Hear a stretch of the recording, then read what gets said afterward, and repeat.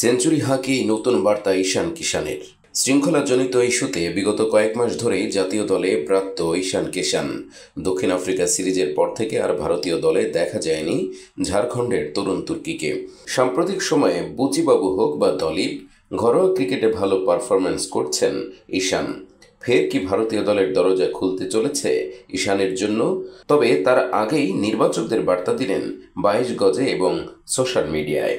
ইনস্টাগ্রামে India B এর বিরুদ্ধে দলীপ ট্রফি ম্যাচে ইন্ডিয়া সি এর হয়ে ব্যাট করার ছবি সমাজ মাধ্যমে শেয়ার করেছেন ঈশান কিষান।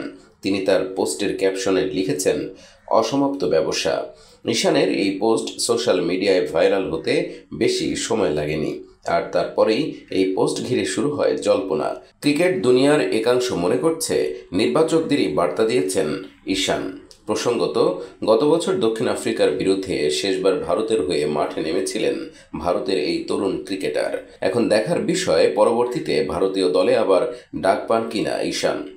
বাংলাদেশ সফরের জন্য এই মুহূর্তে ভারতীয় দলে বিকল্প উইকেটকিপার হিসেবে রয়েছেন ধ্রুব জুড়েল। বুচিবাবু টুর্নামেন্টে স্বপ্নের ফর্মে ছিলেন ঈশান। দলীপ ট্রফির দ্বিতীয় পর্বের ম্যাচে সি দলের হয়ে ১৭ রান করেন। সামনে অসহায় দেখায় ইন্ডিয়া বি দলের বোলারদের। ঈশান এদিন নিজের ১১১ রানের ইনিংস সাজিয়েছেন ১৪টি ৪ এবং ৩টি ৬ দিয়ে। মহেন্দ্র সিং ধোনির উত্তরসূরি ভাবা হয় তাকে।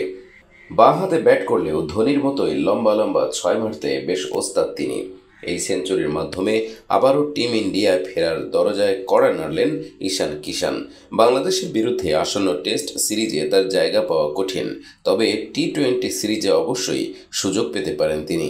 মনে করা হচ্ছে বাংলাদেশের বিরুদ্ধে টি-20 সিরিজে ঋষভ পন্থকে বিশ্রাম দেওয়া হলে ঈশান কিষান ফিরতে পারেন টিম ইন্ডিয়াতে। বাংলাদেশের বিরুদ্ধে 3টি টি-20 ম্যাচও খেলবে ভারতীয় দল। এই সিরিজে বেশ কয়েকজন তারকাকে বিশ্রামে দেওয়া হতে পারে, তার মধ্যে উল্লেখযোগ্য শুভমান গিল, ঋষভ পন্থ। 7 থেকে 13 অক্টোবরের মধ্যে 3টি টি-20 ম্যাচ হবে। নিউজিল্যান্ড সিরিজের প্রথম টেস্ট ম্যাচ শুরু হবে আগামী 16 অক্টোবর থেকে। সুতরাং আগামী দিনের কথা ভেবে বিশ্রাম দেওয়া হতে পারে বেশ কিছু তারকাকে।